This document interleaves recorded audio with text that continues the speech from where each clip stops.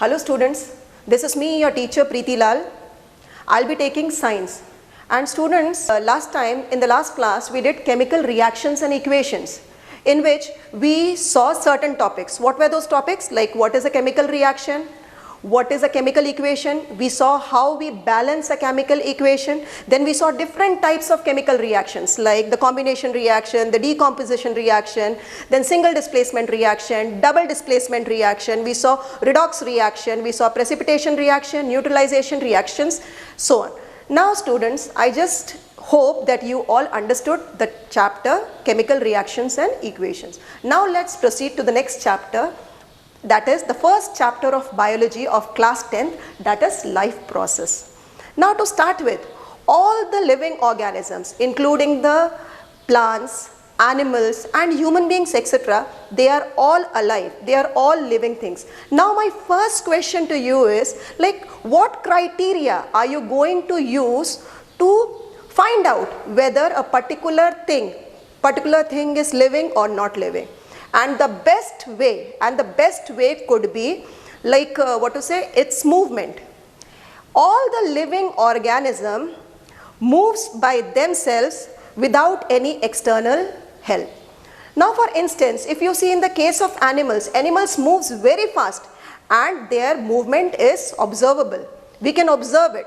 Whereas when you see the plants, the movement shown in the case of plants actually, it's quite slow. And that too, it can be observed with great difficulty. If you see the animals, they move from one place to another and they use their different body parts to bring about that movement. What in the case of plants? The plants actually cannot move from one place to another. Actually, they remain fixed to the ground. But they too show movement. They show movement with the help of their body parts like the stem, their roots, their leaves, their flowers, etc. Plants respond to various stimuli like sunlight.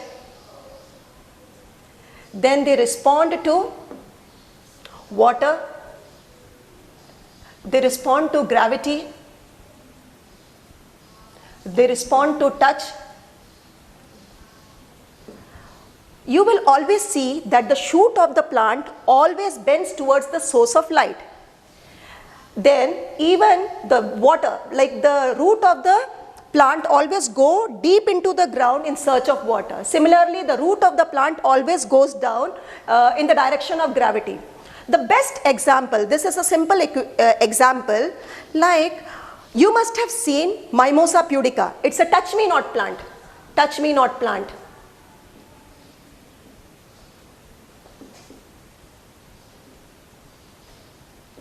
If you see a touch-me-not plant, like if you go and touch the leaf of the touch-me-not plant, you will see that the leaves of the touch-me-not plants folds. Here the touch-me-not plant is responding to the stimulus touch. So here also you can see the plant is undergoing movement. Though this movement is for a short time, for which can be, this particular movement can be seen. So every living organism on the earth shows movement, and these movements take place by themselves without taking any external help. Students, about these stimulus, sunlight, water, gravity, etc., you are going to learn in the next chapter, control and coordination. This is known as phototropism, means the movement of the plant towards the source of light. Then this is hydrotropism, geotropism, you have thigmotropism, that we are going to see in the next chapter, control and coordination. Now, what is life process? Life process. Every living organism carry out various activities to keep themselves alive, and all these activities performed by the living organism to maintain their life on earth is called life processes. Once again I repeat, what is life process? Life process, all the living organism carry out basic functions to keep themselves alive, and those functions are known as life processes. Some of the basic life processes which are common to all the living organisms are, one is nutrition, then you have respiration,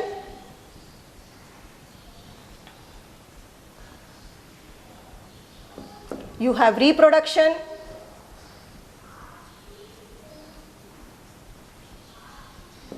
transportation,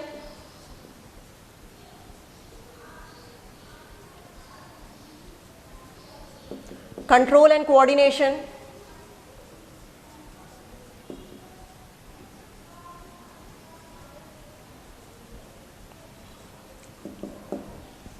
growth,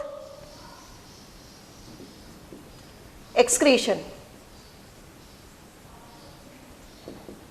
Today we are going to focus upon nutrition. We are going to focus upon nutrition. Now students, I told you all the living organism have to, all the living organism carry out basic activities, and those activities are known as life processes. For these activities to be carried, all living organisms require food. Food is needed by the living organisms to carry out various life activities. The food actually acts as a fuel here. Food acts as a fuel and it gives energy to the organism to carry out basic activities.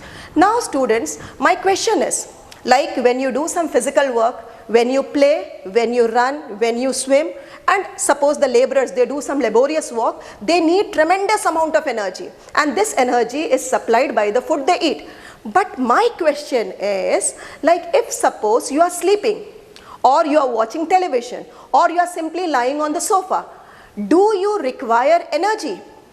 The answer is yes. We do require energy even when we are sleeping, because all the biological activities are taking place inside our body even when we are at rest, and those biological activities require energy, and those energy is actually obtained from the food we eat. Now, what is nutrition? What is nutrition?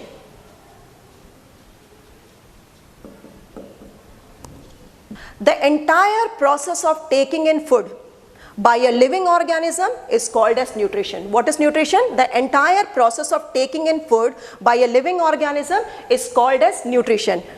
The type of nutrition depends upon the complexity of organism. Now, there are different types of, or the different methods adopted by the animals to procure food. So, the modes of nutrition can be, first is autotrophic.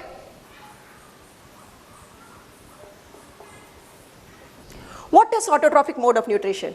A type of nutrition in which the green plants prepare their own food in the presence of sunlight using simple inorganic substances like carbon dioxide, you have water, you have minerals,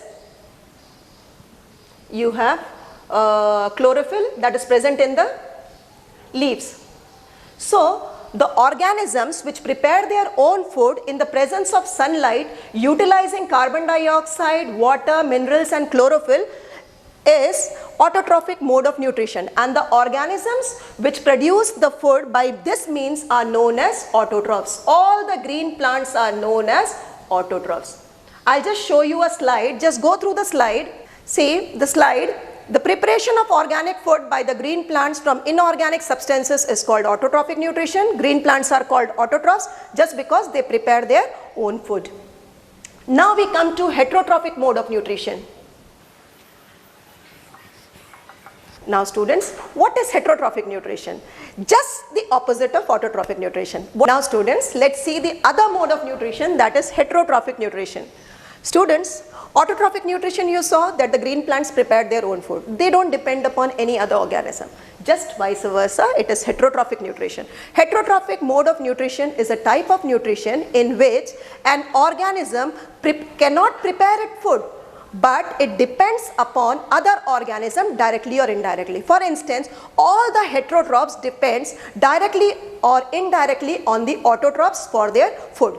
All the animals, including the human beings, are heterotrophs. They show heterotrophic mode of nutrition. Similarly, even the bacteria and the fungi are also heterotrophs. Just see the picture of the heterotrophs here. Animals that depend upon other organisms for their food are called heterotrophs, and this type of nutrition is called heterotrophic nutrition. Now students, heterotrophic mode of nutrition can further be divided into two more types. One is parasitic mode of nutrition. This word is quite familiar. You must have heard about a parasite. What is a parasite actually?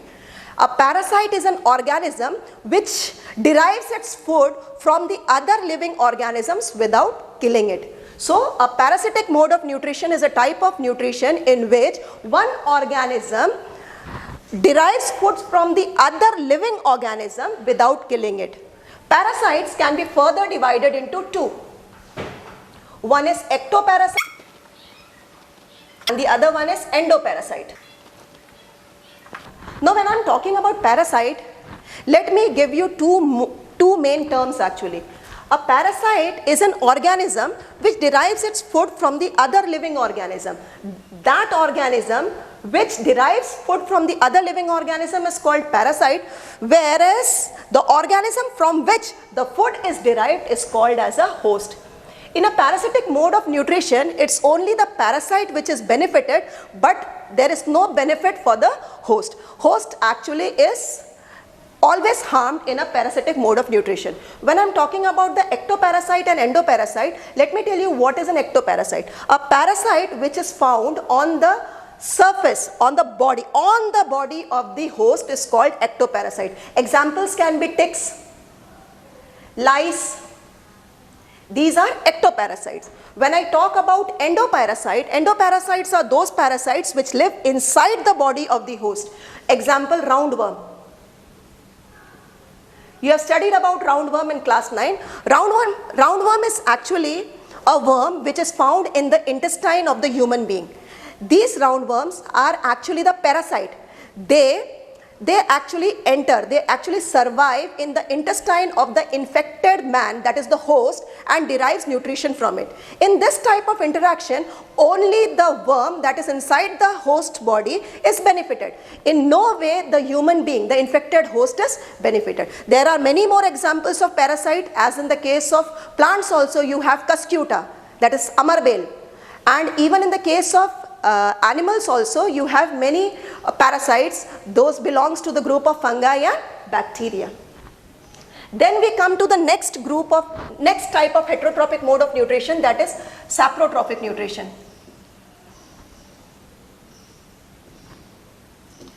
Saprotrophic mode of nutrition, or you can say just saprophytes. What is saprophytic mode of nutrition? Saprophytic mode of nutrition is a type of nutrition in which a living organism derives nutrition from the dead decaying matter that is present in the dead bodies of the plants, animals, or even it can be the rotten bread. For example, fungi you can see you have yeast, mold, mushrooms. These are all saprophytes. So they derive nutrients from the dead decaying matter. Now, saprophytes, when I talk about, what exactly a saprophyte do? This saprophyte actually breaks down the complex organic matter present in the dead decaying matter of plants and animals into simpler compounds, and that too outside their body, and then it absorbs it. So what exactly I want to say is that digestion actually takes place outside the body of the saprophytes, and then the absorption takes place inside the body of the saprophyte. So these are the different types of nutrition. Autotrophic nutrition we saw, heterotrophic nutrition we saw, under heterotrophic nutrition we saw parasitic mode of nutrition, we saw saprophytic mode of nutrition. Just see the slide, students. This is for the parasitic mode of nutrition. You have the cuscuta, you have orchids, you have ticks, lice, leeches, tapeworms, etc.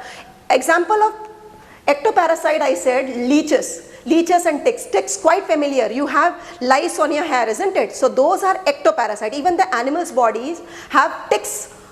Those are ectoparasite. But the tapeworm, roundworm, etc., which are inside the body of the host, those are endoparasite. Then the next slide you have of saprophytic nutrition. You can see the bread mold, you can see the yeast, molds and mushrooms. So these are actually the saprophytes. Now we come to the next type of nutrition, that is holozoic nutrition. Holozoic nutrition is feeding on solid food. Solid food can either be of plant product or it can be an animal product. In holozoic mode of nutrition, food enters into your body through the mouth. And that process is called as ingestion. Then this ingested food is further broken down into simpler process by means of digestion. And finally, the digested food is absorbed by the living organism. That is holozoic mode of nutrition, and this is the type of nutrition which we human beings follow. We saw the different types of nutrition. Now we are going to see nutrition in plants. Now we are going to see nutrition in plants. As you all know, students, all green plants prepare their own food in the presence of sunlight, carbon dioxide, water, and the chlorophyll that is present in their cell, in their leaves actually. They are present in the leaves, and the entire process is known as photosynthesis. The entire process is known as photosynthesis. If you sum up this in the form of an equation, it is 6 molecules of carbon dioxide plus 12 molecules of water in the presence of chlorophyll and sunlight. Sunlight, it gives, this is a carbohydrate. Then you have 6 molecules of water and 6 molecules of oxygen. So, what is photosynthesis actually? Photosynthesis is a process adopted by the green plants wherein the green plants prepare their own food utilizing carbon dioxide, chlorophyll from their leaves in the presence of sunlight, and they even use water as one of the raw materials, and the byproduct, or you can say the product that is obtained, is carbohydrate along with oxygen, and this is the oxygen which we breathe. So now students, what are the basic raw materials and from where do they get these raw materials? To start with, the first raw material is sunlight. Sunlight. Sunlight is the source of energy, and this you get it from the sun. Second is carbon dioxide. Where do they get the carbon dioxide from? They get the carbon dioxide from the atmosphere. Atmosphere they get it, but from where? Okay, fine, they get it from the atmosphere, but how do they get it actually? The leaves of the plants have tiny pores present in the underneath surface, under surface of the leaves, which are known as stomata. These stomata actually takes in carbon dioxide during the day, and as a result of which photosynthesis takes place. What will happen if the stomata remains open every time? Means every time if the plant keeps its stomata open, what will happen? If that is the case, the plant will lose a huge amount of water by the process of transpiration, which is not advisable for the plant. So that is why stomata opens only during the day, so that it can absorb the carbon dioxide from the atmosphere, so that the photosynthesis process can take place. Now let's see the view of a stomata.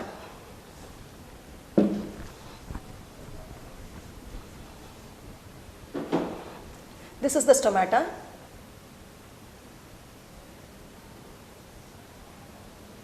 Bean-shaped structure.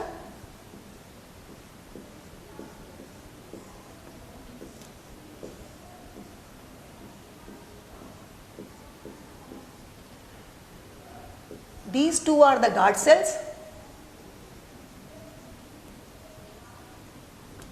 This is the stoma, or you can call it a stomatal pore.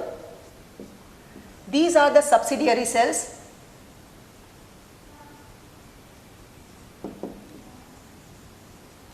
It is the and these are the chloroplasts.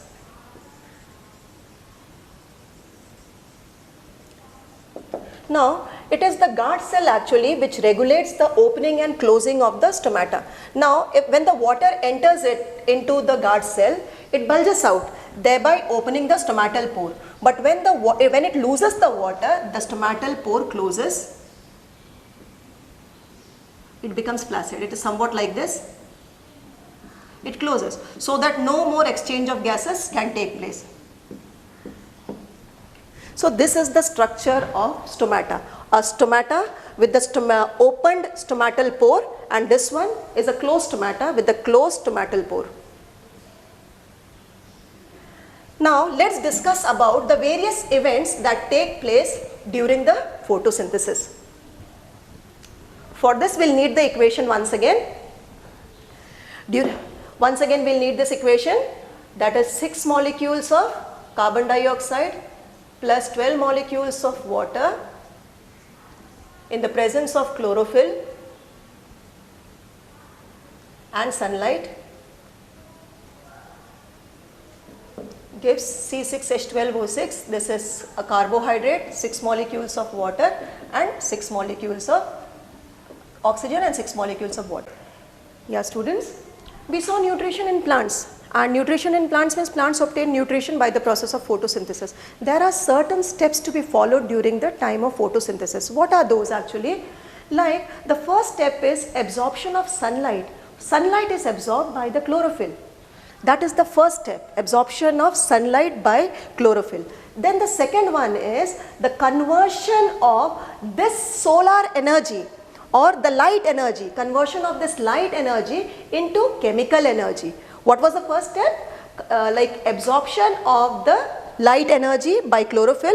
Then the second step is conversion of the light energy into chemical energy, and also followed by the splitting of water molecules into hydrogen and oxygen.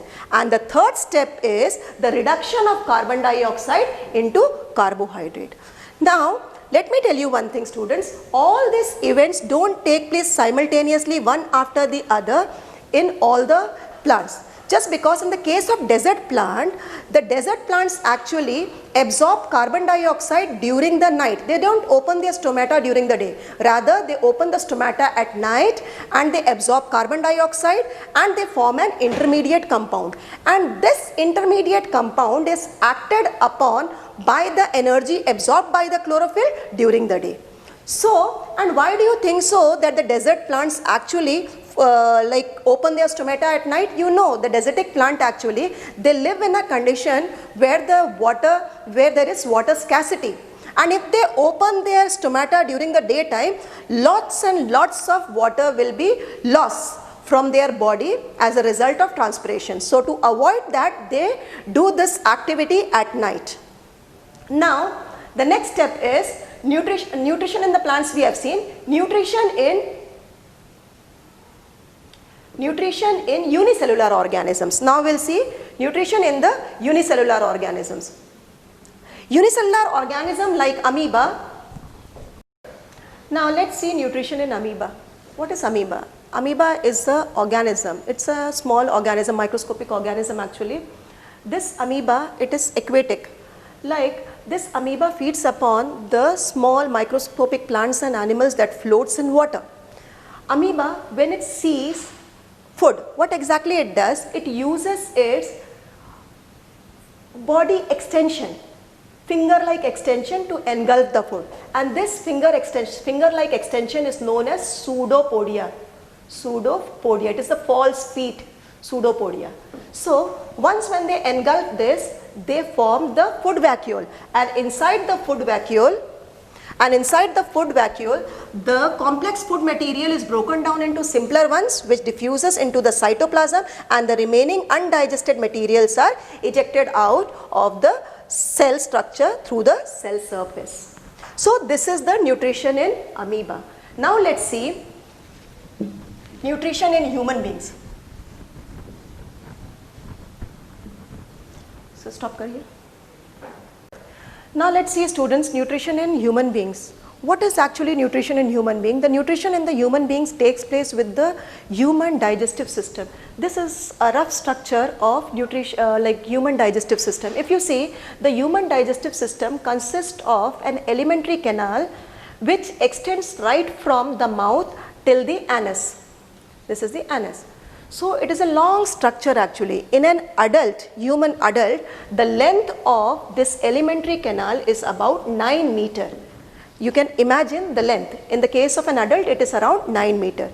And if you see the associated organs, you will see here the mouth, then you have the food pipe or the esophagus, you have the stomach.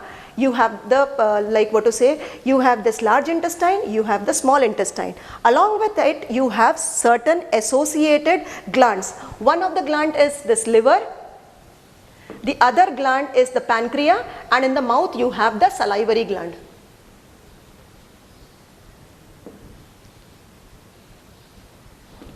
Now students, the process of nutrition in human beings actually consists of 5 steps. First one is ingestion.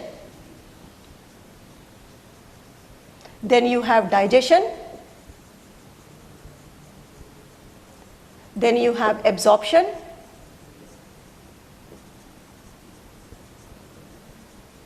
You have assimilation. And lastly, egestion or excretion. Egestion, defecation. Now, when you take in food, the process of taking in food into your mouth is called as ingestion. It's a small step actually. You just take in food, that is called ingestion, and this you do by means of your mouth. Then the next step is digestion. What is digestion? Digestion is actually breaking down the complex food material into simpler ones so that it can be readily used by the body.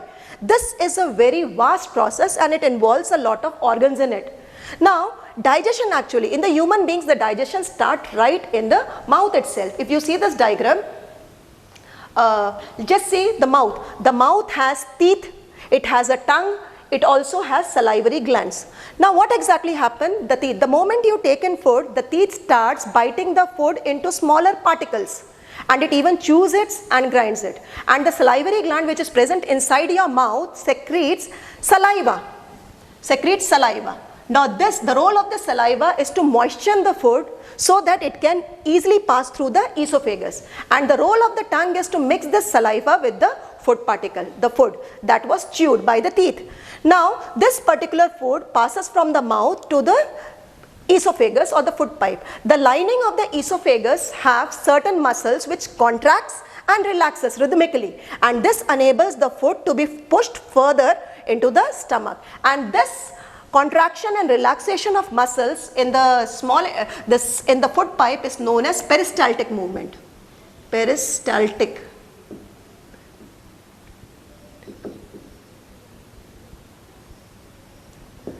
Now, this peristaltic movement pushes the food from the esophagus to the stomach. Inside the stomach actually, the food is churned for about 3 hours. For 3 hours the food is churned, and during this time the food is further broken down into simpler molecules. The walls of the stomach have 3 tubular glands actually, and those glands secretes a juice called gastric juice. Once again I repeat,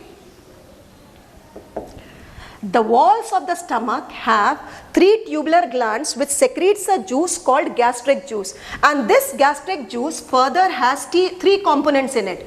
One is HCl, the other one is mucus, and the third one is enzyme pepsin. Now, what do you think should be the role of the HCl? Actually, HCl makes the food medium into acidic. And when it makes it acidic, the enzyme pepsin gets activated and it acts upon the food to break down the protein present in the food. So, HCl has got also one more role, that is it kills the bacteria or the microbes which has entered into our body by means of the food. If in case it has entered, the HCl kills that. So there are 2 roles of HCl, one killing of the microbes if it has entered through the food, and secondly it activates the enzyme pepsin because it actually activates an acidic medium in which the enzyme pepsin can further break down the protein present in the food. I forgot to mention here actually what is the role of saliva. Saliva secretes an enzyme called salivary amylase. Saliva secretes an enzyme called salivary amylase which breaks down the starch present in the food into sugar, and this is taking place inside the mouth, and that is why I said the digestion first begins from the mouth itself. Here actually the starch that is present in the food breaks down into sugar by the activity of salivary amylase, and this is secreted by saliva. And once when this food enters here, it is churned, it becomes more smooth and a semi-solid paste-like structure which is called as a chyme. Then the glands present here secretes gastric juice. The gastric juice further has three components. One is HCl, the mucus and the pepsin.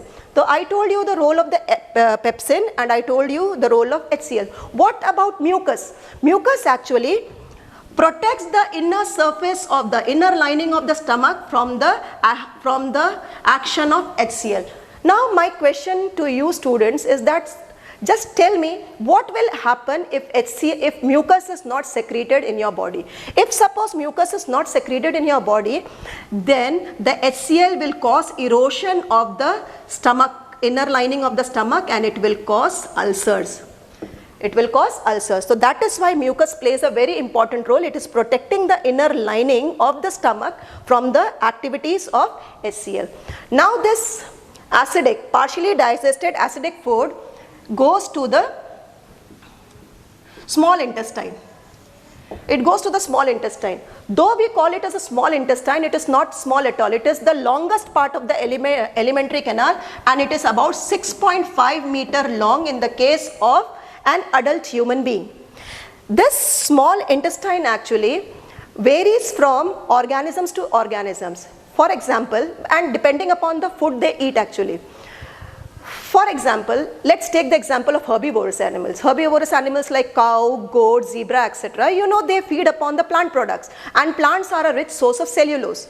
You know cellulose takes time to get digested. So these organisms, the herbivorous animals actually have a long small intestine when compared to the carnivorous animals. Carnivorous animals like lion and tiger, they feed upon meat. Meat is easily digested, and therefore carnivores have a smaller intestine. Intestine gets secretion from two glands. One is liver and the pancreas. Just see here. In the intestine, two secretions are received from liver and the pancreas. Now, what is the role of the liver? Just see. Liver secretes bile juice. Liver secretes the bile juice which is stored in the gallbladder.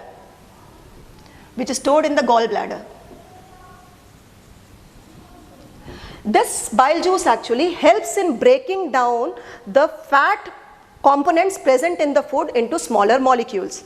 And the bile juice also plays a very important role because it is making the food into an alkaline medium. Earlier the food which came from the stomach was acidic in nature. Now the bile juice is converting into alkaline medium. And why is it so? Because the enzymes, the pancreatic juice, the enzymes, the pancreatic juice and the intestinal juice actually, which I will be talking about, they can act upon the food if it is only in alkaline medium.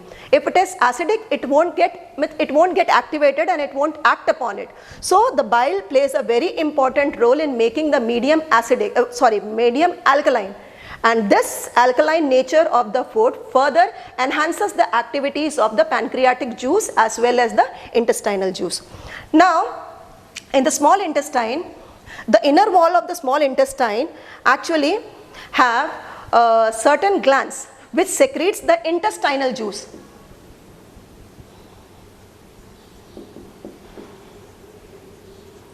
And the pancreas secretes the pancreatic juice. The pancreas secretes the pancreatic juice which contains enzyme trypsin and lipase. And these two enzymes plays a very important role in breaking down the fat and protein. And this intestinal juice plays a very important role in completing the digestion of carbohydrate into this intestinal juice plays a very important role in completing the digestion process of carbohydrate into a glucose, protein into amino acids, and fats into fatty acids and glycerol. Once again students, the starch present in the food is converted into sugar. Then the carbohydrate is converted into glucose. Fat is converted into glycerol and fatty acid, whereas protein is converted into amino acid. These are the end products of digestion actually of these particular nutrients. Now, the inner wall of the small intestine is here actually. The inner wall of the small intestine have a lot of finger-like projection. Just see the picture. It has a number of finger-like projection, and these finger-like projection increases the surface area of absorption for the digested food. And they are also richly supplied with the blood. So this is all about digestion.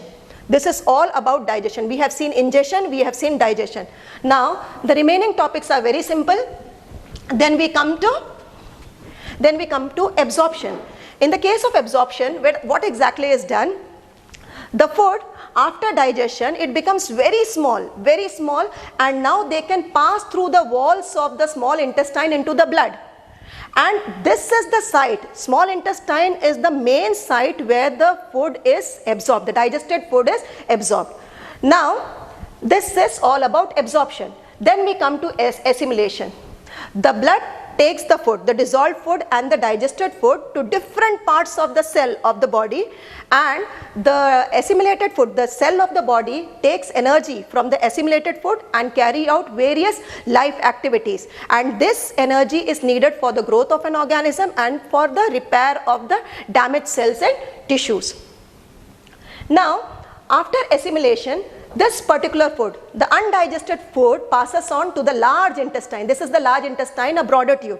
Once when the food passes to the large intestine, the walls of the large intestine starts absorbing the water from the digested food, and as a result of which the food becomes solid in nature. Then the last part of the large intestine is known as rectum. Here actually the undigested food is accumulated for a short time, and when you go to the toilet, the undigested food is expelled out of your body through the anus in the form of stool or feces, and this process of expelling the feces or the stool from the body is known as egestion. So once again student, just see nutrition in human beings. The first step was ingestion, that is just taking in of food. Digestion was breaking down the food into simpler molecules. We saw it started right from the stomach, then it came to the, started from the mouth, it came to the stomach. In the stomach actually, it got digested, it used certain like enzymes like pepsin, HCl, mucus, etc. And then from the stomach it went to the intestine. In the intestine also it got secretion from the liver and the pancreas. Further digestion took place, and the entire digestion took place here. The digestion got completed in the small intestine itself, and absorption also started here. And absorption, it's like the entire absorption process took place in the small intestine. And then the undigested food passed on to the large intestine, from where it was stored in the rectum for some time, and finally it got ejaculated from the anus by the process of egestion or defecation. So this is all about nutrition in human beings. I hope this particular part is very clear. Now if it this is clear, now in the next class actually we are going to do respiration. This is all about nutrition. The next life process which we are going to deal is with respiration. So be prepared, just go through this topic. Then in the next chapter I'll just give a small brief. I'll be briefing about this, and then I'll be proceeding to respiration. Thank you students.